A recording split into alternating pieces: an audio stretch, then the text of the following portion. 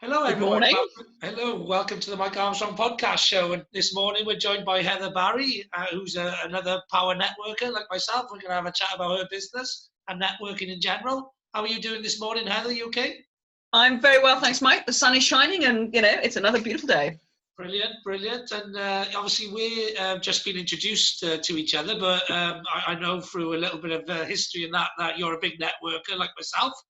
Absolutely. So before we go on to that, networking and what you're doing there, I wanted to, I always ask people really how the lockdown's been for them and if they've done any pivoting during that time. Yes, absolutely pivoted. I think it's been an interesting time, obviously challenging for everybody, and I don't deny that at all. So it's been, business for me. My wholesale business fell off the back of a truck on day one, so I've literally had to swivel the business immediately and explore. But it's been, in other words, it's been great because it's given me the opportunity for ideas that have been on the back burner or I've not had time to do. So actually, I don't think I've ever been as busy in all my life. Sadly, just all from one room, which has just been really annoying in lockdown. In that respect, not enjoyed lockdown. Not enjoyed. I'm a social bunny. Well, I've loved lockdown. I have because I'm a social bunny too, but I don't. I prefer the real world than online. But I've gone from doing Absolutely. two networking events a week, usually one networking and one property networking. I've Mm-hmm. gone from that to doing about 8 events a week. Yeah, I have to say the networking has been absolutely brilliant because, as we were saying earlier, it's like a lot of it is geographically based. You're sitting there with a bunch of people, which is lovely, and you're getting to know, like, and trust, as we do in networking, people locally, which is great. But now I'm networking with people in Sweden and in Northamptonshire and Devon, and it's absolutely fantastic. And Wales, obviously, it's yeah. absolutely fantastic, and I love that. And I'm kind of looking to expand that because I think that is absolutely crucial. We need to be, more expansive in how we do business. I think it's brilliant. It's absolutely Yeah, brilliant. yeah. Well, I'm a member of Intrabiz, and obviously we've been introduced through Intrabiz in Sweden. But Yeah. Intrabiz moved all of their events online, and they've started attracting people from around the world, really, but around the UK especially. And they've opened up franchises in Southwest Wales and Sweden. So I've been meeting people that they've been attracting. Plus, I joined a network in Northern Ireland and Republic of Ireland, and I've Yes. bumped into a Meta virtual power networker from the southeast somewhere where I was doing a bit of real world networking before the lockdown as well. So I've got some connections in the southeast, including a contact in Brighton, which I know you're not too far away from. Not too far away on the beautiful sunny south coast of Sussex. Yeah, I was doing a bit of networking in Sussex for about 6 months last year as well. So I've quite enjoyed, I started doing the podcast as well, and my follow-ups have taken the form of podcasts like this Yeah. now. So my networking Absolutely. Yeah, meetings, we are. yeah, It exactly. works. My networking meetings are actually producing content for me as well, which is efficient. So for me, it's just been a fantastic sort of bedding in of a number of things I was doing anyway. Yeah, and I think what's really interesting, I was talking to somebody yesterday, is that sometimes if you go to a networking event, you might have a quick connection with somebody afterwards and a quick exchange of business cards. I don't know if we'll ever exchange business card again. But actually, what we're doing now is we're actually making those appointments like there and then, and actually meeting, doing that one-to-one. And I think my follow-up has just escalated in terms of, and therefore the connections that I've made and where conversations have gone. Has absolutely, yes, sit down, have a cup of coffee. Obviously, that's my thing. With somebody in the virtual world, you have a cup, I have a cup, and we just have a little chat with each other. And it's been fantastic. I think my business has sort of exploded as a result in a really positive way. And just sitting having ideas, because I think for me, sitting down with a cup of coffee, I know you don't drink coffee, I can forgive you that. But it's that sitting down, it's that creative space. And I think I'm very much, because of our little Swedish connection in Sweden, they have fika, which is coffee and cake. And they sit down and they make time every day to actually connect and talk to each other, Yeah. which I think is good for our mental health, at work, at play, wherever. But I think it's good generally. And I'm trying to kind of encourage people to make that time. Don't just make it a quick actually just sit down and get to know somebody, because actually I'd rather have 10 great connections than 100 sort of fly by night stuff. Yeah. So it really gives that sort of opportunity for people to really engage, and it's just like sit down, take some time and sort of do it. Yeah. Well, one of the things I teach people in my networking training, if you like, because I do a bit of networking training and some advice on my podcast as well.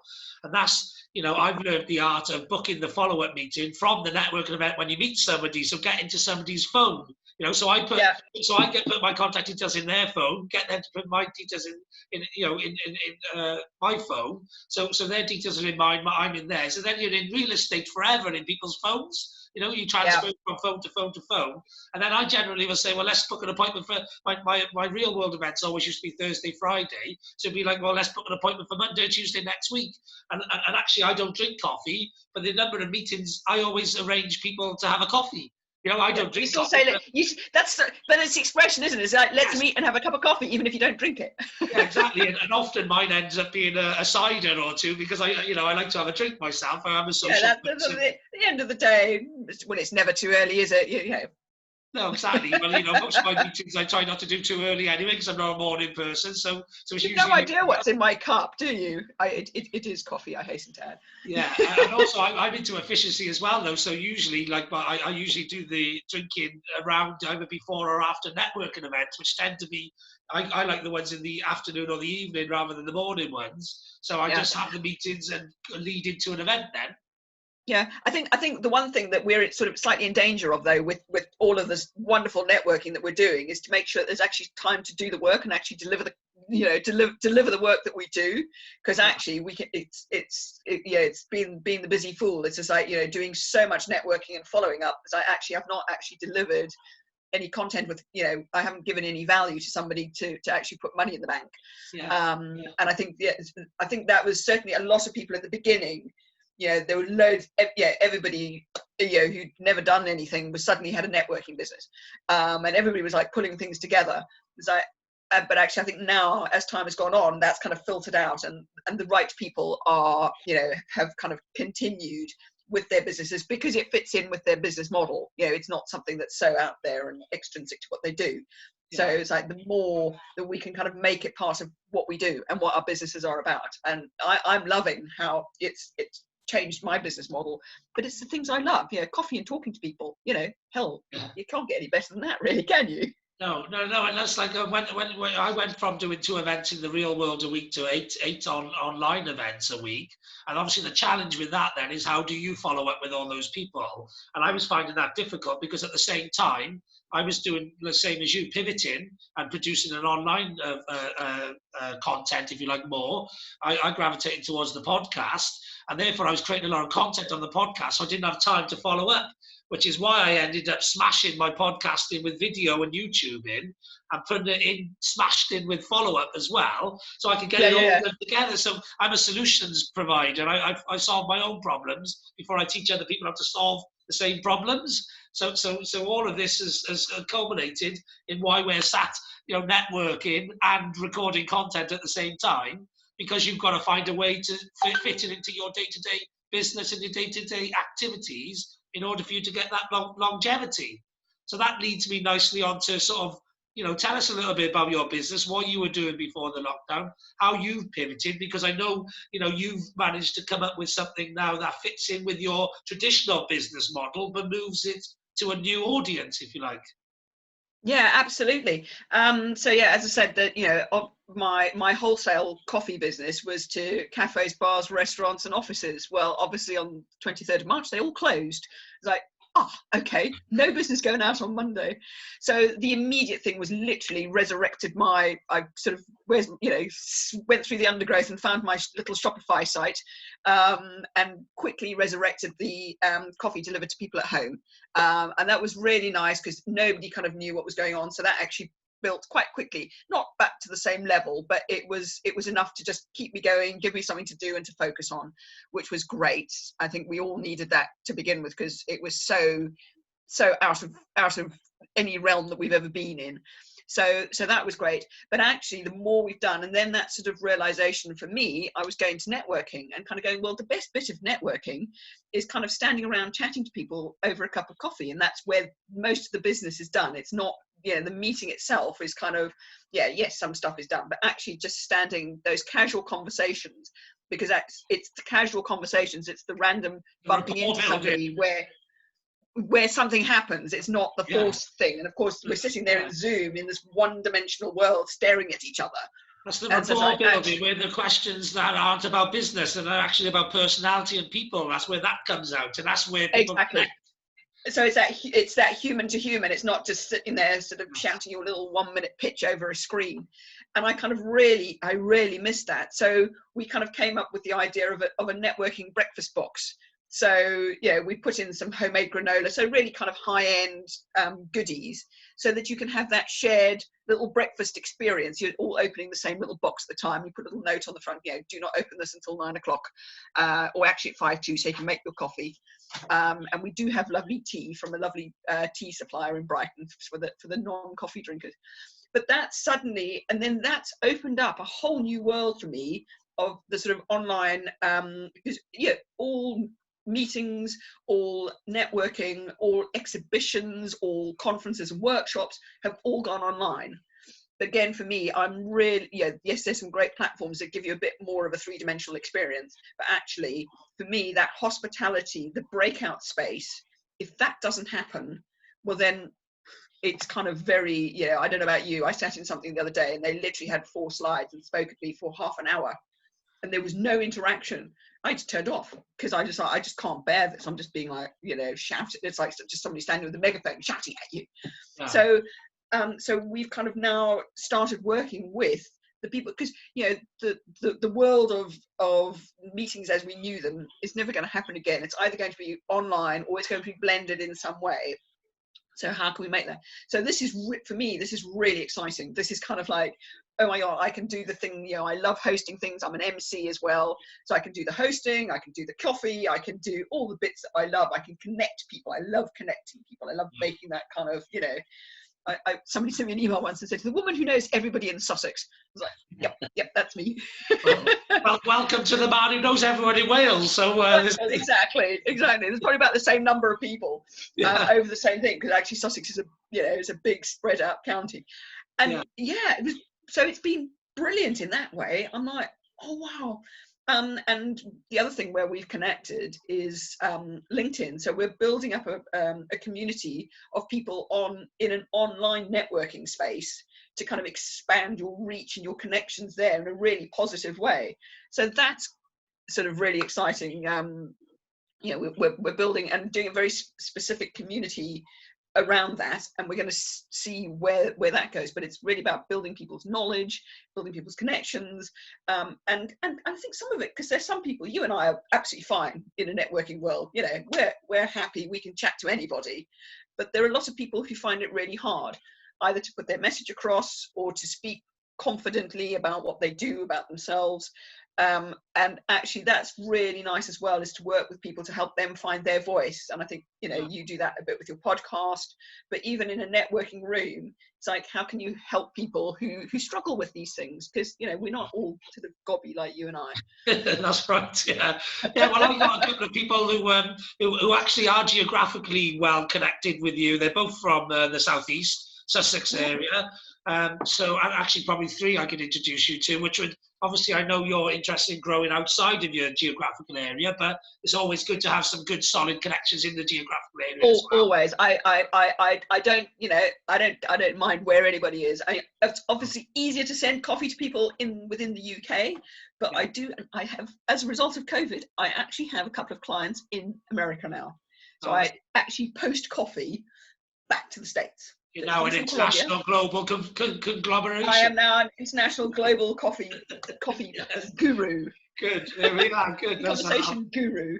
That's the same as me now. I'm a global network and a global speaker now, because I have a podcast which reaches globally. I've had international guests on my podcast, so therefore I'm in international business now. So we both turned global since the lockdown. I know. Who would have thought? Where everybody thought it was going to kind of close everything down. And the world is different. We just have to accept that. And I heard a thing the other day.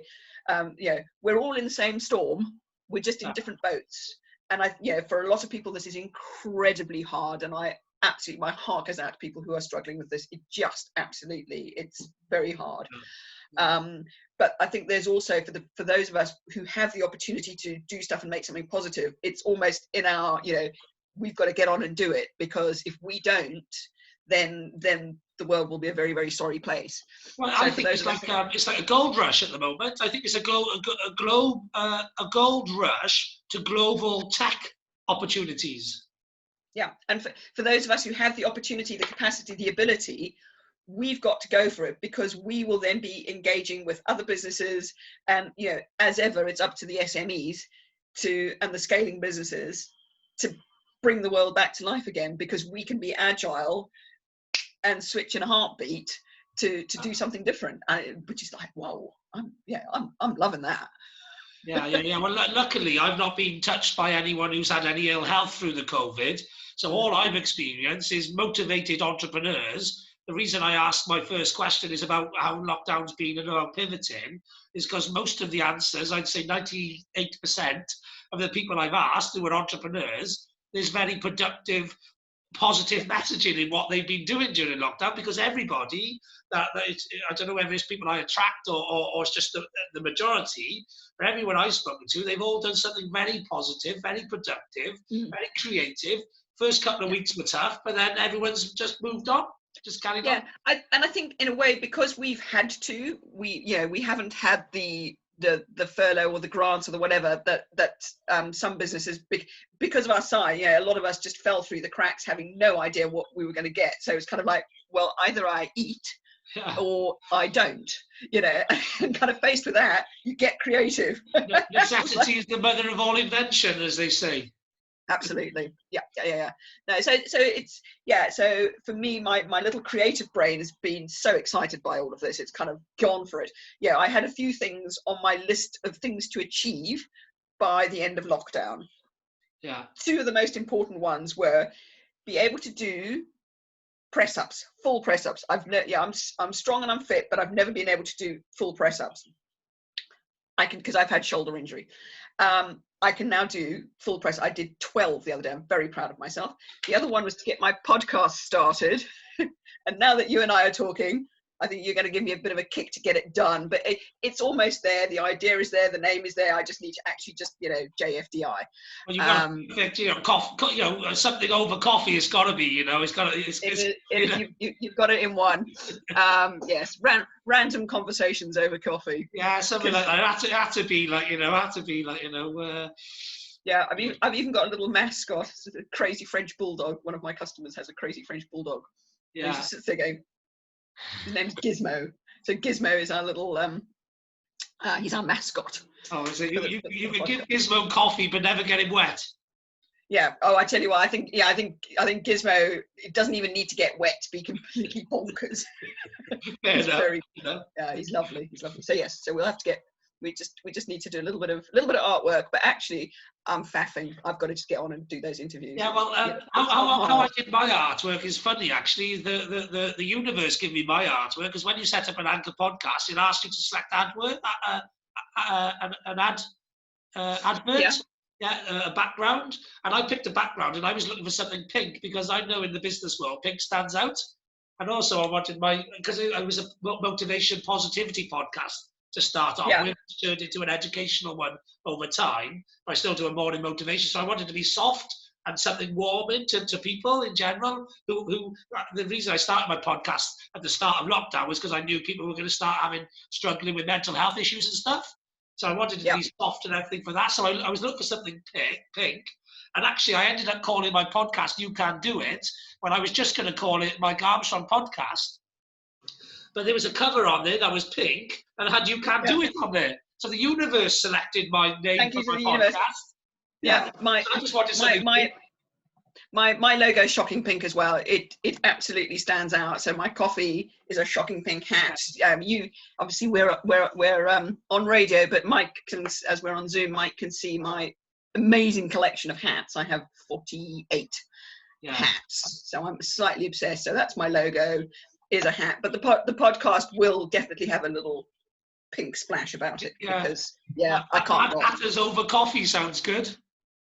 Yeah. Something like that, but, And there's a very clever little name, but I'll reveal that as soon as we'll have to have another chat. I'll obviously get you onto my podcast very yes, soon. no, I'd look forward to that. And yeah, so what I'm saying is, though, sometimes the universe may have your artwork for you if you just click podcast. Bizarrely enough, the French bulldog idea, I'd literally see, good old Canva. I used Canva to make a little mock-up of what I wanted to do, and the picture I found that I really liked, which had a little French bulldog looking at a cup of coffee and a biscuit, which is fika. So this is coffee and cake. Yeah, here we are. So I was like, brilliant. So that was that. And literally a week later, when lockdown eased a bit, I've got a little mobile coffee bar, and I opened that out at a local housing estate. And the first customer had this French bulldog called Gizmo. Yeah, and Gizmo was just very photographic and just went. So I'm like, you're asking me when I'm starting my podcast, aren't you? Yes. So yeah. So absolutely, the universe does that, doesn't it? Yeah, the universe sends you those little messages, or you send yourself those little messages by putting it in your subconscious and then spotting them when they're out there. One or the other, whichever way you want to. Chicken and egg. Well, exactly. Somebody says, "Oh, dream it and it will happen." It's just like, no, because you dream it, you behave differently, you speak differently. So therefore, yes, it does happen. But you've got to have had that positive thought in the first place as to what you want to do or what you're looking for. And yes, then suddenly the answers do. And they do come within, really, doesn't it? This is why I've been so creative in the lockdown, because I created 2 formulas: a happiness formula and a success formula, which just come out. I wrote 7 poems in 7 days at one point at the beginning of the lockdown. Love a good poem. I haven't wrote poetry since I was a kid. I like writing limericks. Yeah, well, I'm very creative. I like creating with words and stuff like that. For some reason, I just decided to write some poetry in the lockdown. I don't know why. They're on my podcast. I think 4 of them are. I've still got about 3 on, but. But I think that's the thing, is that that creative. I think what's happened for a lot of people, and I know it has for me, and obviously has for you, is there is the space. We're so busy running around. I mean, I have been a bit zoomed out. There are days when you think, oh my God, I've been on here for 7 hours, because of course you don't have that, oh, I need to jump on the train and go somewhere, or I need to walk town and go and visit. Everything happens in one room, one place. I am very sick of my dining room. Yeah, well, like yourself though, I've been working on fitness. I have. So I when I have that hour gap in the Zoom schedule for the day, I'll go out on my bike, or I'll go for a run or whatever. So I'm doing a 75-day challenge called #75hard, and you have to do 2 45-minute exercises per day. So I squeeze mine in amongst the Zoom mayhem. And like you say, Zoom fatigue is a bit like commuter fatigue. Yeah. Yeah. I call myself, there are days I call myself a Zombie. Yeah. Just like, I know those days. That's when you have Zoom after Zoom after Zoom after Zoom for 8 hours, And it's not healthy. So I'm trying to be better. And if I put something into my calendar, so put a bit of time on either side. So don't just make it, 10 till 11 and then speak from 10 to 11 and, oh God, the next one starts at 11. That's why most of my podcasts are 30 to 45 minutes. So I get the 15 to 30 minute production time, and go in to grab something to eat or go to the toilet or get a drink, or, you have that sort of time to manage your day. So it's just not just in and out of Zoom, and you just zoomed off, Yeah. It's like day off. What's that? Yeah. Anyway. I'm going to be 7 days a week at the moment. I've booked 3 days away, not at my desk. Yes. Yeah. Just, it's only down the road. It doesn't matter. It's just not at my desk. So yeah. Great. Well, I'm not having much weekends at the moment, other than going shopping for people I shop for, because they're in screening. So other than doing that either on a Saturday or Sunday, every day is the same for me. But I love what I do every day, and I think, and in some ways, I think for a lot of people who do, and for me, for you, there is that danger that we do actually. Honestly, I think I've had 4 proper days off since the beginning of lockdown, because it is so easy, because it's in your dining room, it's all on. You just kind of can come back to it, and I think it's good in a lot of ways, but actually we have to make sure that you manage it. And I think people to learn how to manage that. And I think we're all getting better at it. because things are a little bit calm and we kind of have worked out the way forwards. How, you know, where do we go from here? It's like, okay, but now I need to manage that time and make sure I'm not, you know, I do take a break, and I do. So I like my early morning. Thank goodness for the good weather. So I've been doing my early morning bike rides. But that said, my gym opens on Saturday, and I am so excited. I can't wait to go back to the gym. I love my gym. I take it easier on the weekend rather than have a break on the weekend. So I just, instead of having the Zoom dual appointments, which is more hard work because you're doing the arranging and the sending the links and all that, I tend to do more personal podcasts and personal Zooms. It's just me. Okay. Just to my own timeline, like, yeah. Plus, like when I'm doing my 2 45-minute exercises per day in the week, more focuses on those on the weekend, and I might do a bit longer, especially if the weather's nice, you know. So I have the same routine. it's just slightly lowered down, chilled out more on the weekend, like, you know.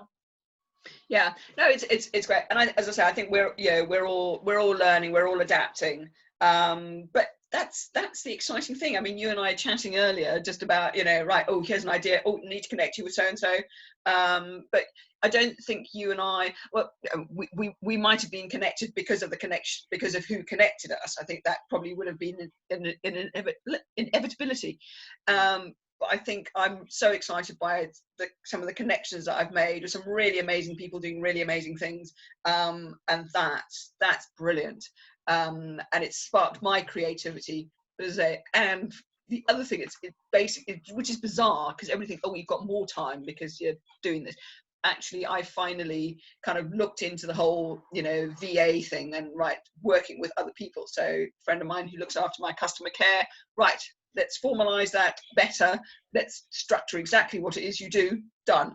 So I'm getting better at being organized. Delegated. You're better at delegating. Delegating. I'm never good at delegating. Who's good at delegating? I'm rubbish at delegating. But it was something I learned when I was a corporate sales director, you know, sales manager up to sales director. And I learned I had to delegate because, you know, us entrepreneurs, if you like, we're very good at doing things that workers don't do, because entrepreneurs go that extra mile and workers don't. They do what they're paid to do. And so, but we also, because we sort of have, and when we start, we have to do it all. I think I think it was either the E-Myth or Who Moved My Cheese, anyway, one of those sort of older but really good businessy books, and it's just like, do your organizational chart, put all the different positions, and say what every position in your organization does. To begin with, you're going to do the whole lot, but then as quickly as possible, you know, start to give those to other people where appropriate, and do that as quickly as possibly. And because I know if I'd done some of the delegating that I'm doing, you know, now, if I'd done that 5 years ago, my business would be in a very different place. And I know that, and I sort of, there's no point berating myself about it because, you know, most entrepreneurs doesn't achieve anything. But I wish I'd given away some of the things a little bit sooner, because it would have made, and you know, that would always be my kind of my lesson to somebody is, you know, delegate, and if you can't delegate, learn to delegate as quickly as you possibly can, because then I can get, you know, and I think that's why we've got the space to be productive, but actually it's coming to fruition is because I know, well, if I do that, well, I can give all of that to somebody. I don't need to do it, because I think sometimes that holds us back. If you kind of think, oh, that's a brilliant idea, but oh, when am I going to do it? Then the idea never comes to life. Whereas if I go, great idea, oh, and so and go, yes, I need to do that bit, but actually somebody else can do all the admin or the tech or the whatever it is that we don't like doing. Well, what I tend to do is outsource, because I believe outsourcing is better than insourcing, if you like. You get better value, more efficiency. And then the other thing I do is collaborate, because then you can find those other entrepreneurs, who aren't just workers. So they're easier people to delegate to, because they'll do things like you will, and not just being paid to do. They are. It's in their interests to do a good job, because then you will keep using them and recommending them, which helps them build their business. Absolutely, yeah.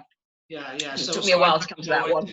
I'm into collaboration, which is why I'm interested in some of the things that you're talking about doing with your coffee and linking it in with events and online stuff and that, because you know, for me, you would have someone in the fulfillment side of that. And I'm not great at the fulfillment side of things because I'm the driver, I'm the, you know, Yep, the innovator yep, likewise. and all of that. Yes, So implementation, nah.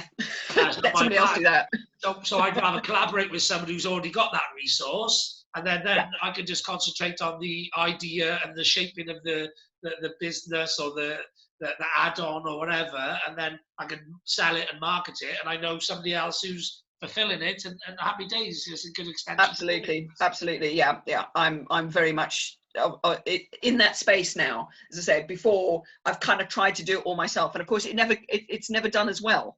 No. Give it to somebody who knows how to do it and knows how to do it well. Yeah. You know, that's why people come and it's to passionate us. about that. You know, when you're not passionate about those certain things, it's you Yeah, procrastinate over it, and you know you leave it to the I do anyway. Leave it to the last minute, and then you rush in to get it done. You know, so you're yeah, under that pressure. absolutely. Now, whereas somebody else, that's what they love doing. They just get it done. You know, and they think about more things than you do because you're just thinking about getting it done, and they're thinking about how can I Exactly. get it done to the best of my ability. They want to be more creative because that's Yeah, where their spirit, that's what they're good at and they're passionate about, and they can be creative in delivering our vision. And it's yeah, like and that's the thing, I think if we can very clearly sort of translate and describe our vision of what we want to achieve, then the person to whom you're delegating or, you know, collaborating with, they can be creative in their way to make that even better. They'll do it much better than I ever would, yeah. because it's their passion, not my passion. My passion is this side of things. Their fulfillment, that's their passion. Let them get on with it. Fill your boots, go for it. Yeah. And I think, yeah, it makes the world a better place, definitely. Yeah. So is there anything sort of finally that you'd like to plug, like to push, anything you've got going on that you want to mention? Well, I think the main thing for me is where we really are building things. Obviously, lovely coffee to people at home. My website, yes, Harrie's HARRIES -coffee.com, or actually just follow us on Facebook. It's the easiest place. There's a little shop online, Harrie's Coffee, just spell it with an IES. Harrie's Coffee, all one word, on Facebook, because we're having a rebuild of the website, as is everybody at the moment, because it was, you know, never quite delivered what we needed. But actually, and I would really love it if people could just book a little bit of time with me, because if you've gone online with all your conferences and so on, we're very, very keen to partner up with people to deliver the content, the hospitality. As I said, I'm a master of ceremonies, so we can host things, and really, so that the person whose event it is, they can get on talking with their delegates and doing what they want to do. We can do the hospitality. We've got a tech guy who can do all the lovely tech stuff. So to deliver the best experience, but that very three-dimensional experience that we all miss, and I know we miss it. Yeah, there's no secret about that. So yeah, so for a sort of a three-dimensional, I can get the hosts on and talk about their events and promote it, and actually I can get the visitors and the guests on and actually provide testimonials and case studies for the events and stuff. So absolutely. So we can literally provide a kind of a fully, you know, a fully sort of immersive experience. So it's great for the delegates. It's great for the exhibitors, because the exhibitors get people, because the tech exists now that you can kind of create those exhibition pod spaces where you can have one-to-one conversations with the virtual delegates, and it's amazing what the tech can do now. And I think it provides something. But if we can kind of make it a tasty and connected experience, have a breakout room where you can go and have a coffee and the chat with, and randomly bump into people. That's what we miss at the moment, is the randomly bumping into people, and that's for me where the best conversations happen. It's like the person you didn't expect to meet. And also, so if we can make that happen. I'm working on branding boards for my background, so I play around with backgrounds at the moment, but I'm going to do sponsored backgrounds and stuff as well. So I can bring all of that in, and then promote it on all the social media as well to a wide Love that. range. And actually talking about the branding, the other side of things with the exhibitions and so on, is obviously we all miss that exhibition pack that you used to kind of get the nice pen and the little tote bag and so on. That, for larger events, we can do that as well. So, if it's a drive and a nice pen to write your notes and a sponsored background, all the sort of things that we can do. A brochure or a magazine. Yeah, exactly. You still get a delivery of something. We can gamify that. We can play up. There's so many things that we can do in this new virtual world. So would love to chat to anybody. I'm Heather Barrie on what do you call it, on LinkedIn. That's a good place to connect with me. But if you want to get some coffee, called. LinkedIn is the best place to find me. Heather Barrie with an IE. Yeah, and what's the LinkedIn group that you got called? Watch the space on that one, because if people connect with me, we can chat more about the LinkedIn, the My Networking Cafe. It's growing at the moment, so it's still a little bit organic and seeing the shape of it. But I'm very interested to chat to people who want to build their profile on LinkedIn, and build their network. So networking is in the room. How do we expand that to LinkedIn? So if anybody's interested in chatting with that, yeah, get in touch with me on LinkedIn and we'll have a conversation. Okay, brilliant. All right then. Well, thanks a lot, Heather, for coming onto my podcast and sharing some information about your business and what you're doing at the moment. That's been great to have you. Brilliant chatting, Mike, and I'm sure we will have more conversations very soon, because I think that's the nature of the beast. It's been brilliant to catch up with you. Yeah, I think if we have some regular context, because we're both big networkers, the magic will happen if we just keep following up with each other. So absolutely, and as I say, it's the secret's in the follow-up, isn't it? Exactly. So I look forward to keep chatting with you and connecting our networks together. And nothing else left for me to say now, other than have a great day. I know I will. Thanks very much for coming on, and thanks very much for listening. Brilliant, Mike. Thank you. Take care. Brilliant. Bye-bye. Bye.